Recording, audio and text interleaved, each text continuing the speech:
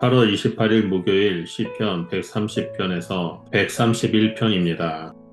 오늘은 시편 130편과 131편을 통해 하나님 앞에서의 참된 회개와 겸손, 그리고 영혼의 평안을 살펴보고자 합니다.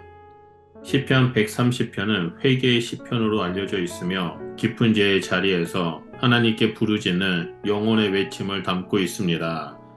이 시편은 인간의 연약함과 죄의 깊은 현실을 정직하게 드러내며 동시에 하나님께로 향하는 희망의 길을 열어줍니다. 그리고 이어지는 시편 131편은 회개와 용서의 경험이 가져다주는 내적 평화와 어린아이와 같은 신뢰의 고백을 전합니다. 시편 130편이 죄의 시면에서 하나님을 향한 간절한 부르짖음이라면 시편 131편은 그 부르짖음이 응답되어 하나님의 품에서 안식을 누리는 영혼의 고백입니다.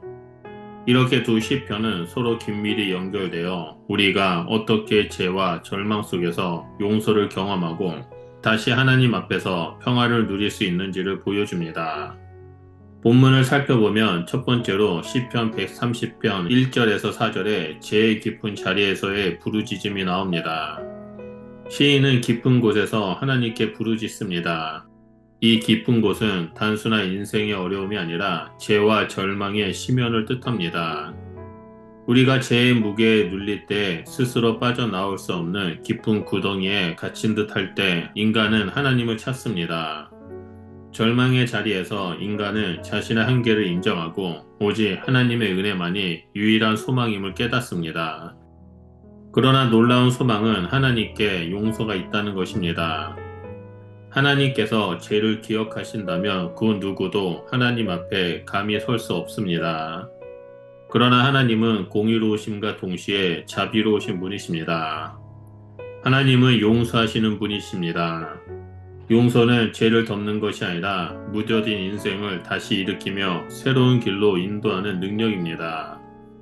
이 은혜가 우리로 하여금 하나님을 더욱 경외하게 만들고 죄의 깊은 고통을 통과한 자에게는 경외와 감사, 그리고 하나님을 더욱 굳게 붙드는 믿음을 가지게 합니다. 둘째로 시편 130편 5절에서 8절의 기다림과 소망입니다. 시인은 주의 말씀을 바라고 파수꾼이 아침을 기다림보다 더 간절히 하나님을 기다립니다. 파수꾼은 어둠 속에 떨며 긴장하지만 아침이 올 것을 분명히 알기에 끝까지 버팁니다. 이처럼 믿음의 사람도 어두운 밤에 길고 고단한 시간을 지나면서 하나님의 약속을 붙들고 기다립니다. 우리의 신앙생활은 끊임없는 기다림의 연속이며 이 기다림은 단순한 인내가 아니라 하나님의 말씀에 근거한 확신입니다. 하나님께서 즉각적으로 응답하시지 않아도 그분의 때와 방법을 신뢰하며 기다리는 것이 바로 믿음입니다. 이 기다림 속에서 우리는 더 깊은 기도로 나아가며 말씀을 묵상하고 마음을 다해 하나님께 소망을 두게 됩니다. 결국 이스라엘의 구원은 하나님께 있으며 풍성한 자비와 무한한 속량의 은혜가 하나님께 있습니다. 개인의 구원뿐 아니라 공동체 전체의 회복과 소망도 우리 하나님께 달려 있습니다. 이것이 교회와 성도의 참된 소망이며 세상이 줄 수 없는 평안과 힘의 근원입니다. 세 번째로 시편 131편 1절에서 2절에 겸손히 고백하는 영혼입니다. 다윗은 자신의 마음이 교만하지 않고 큰일과 감당하지 못할 놀라운 일들을 행하려 하지 않았다고 고백합니다. 이는 스스로의 능력과 지혜를 가신하지 않고 하나님 앞에서 겸손히 자신을 낮추는 태도를 보여줍니다. 그는 자신을 젖된 아이와 같다라고 표현합니다. 젖된 아이는 어머니 품에서 울부짖거나 무엇을 요구하지 않고 단순히 품 안에서 조용히 안식을 누립니다. 어린아이의 눈빛에는 깊은 신뢰와 평안이 담겨 있습니다. 하나님을 신뢰하는 영혼도 이와 같습니다. 더 이상 조급하거나 불안해하지 않고 하나님의 품 안에서 평화를 누리며 세상의 흔들림 속에서도 주님의 품에 기대어 안식합니다.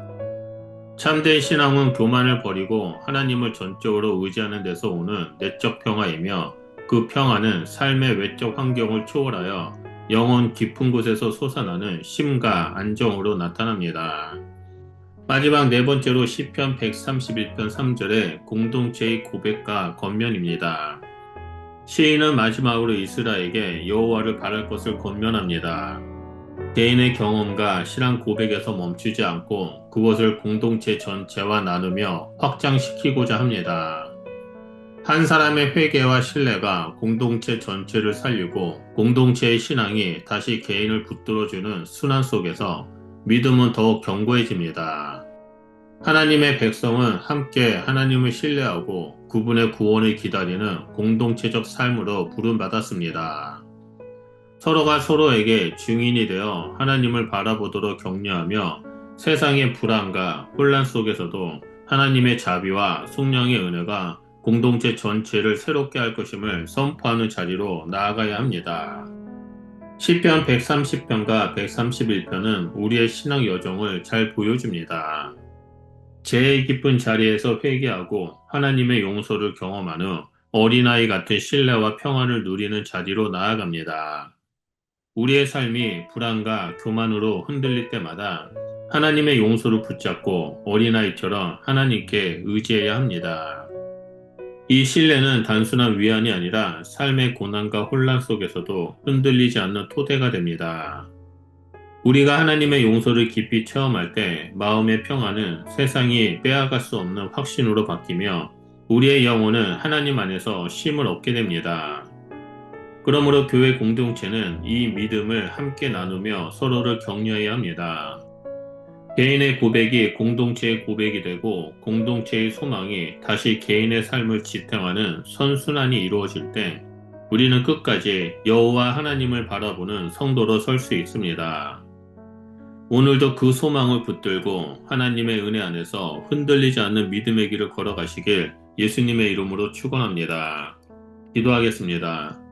사랑의 주님, 제일 깊은 자리에서 우리를 건져주시고 용서와 평안을 허락하심에 감사드립니다. 우리의 마음을 겸손하게 하시고 어린아이 같은 신뢰로 주님의 품에 안기는 자가 될 수 있도록 우리를 인도하여 주시옵소서. 또한 교회 공동체가 함께 주님을 바라보며 끝까지 소망을 붙들게 하시고 우리의 삶이 언제나 하나님의 은혜 안에 거하는 자가 될 수 있도록 늘 함께하여 주시옵소서. 예수님 이름으로 기도드립니다. 아멘.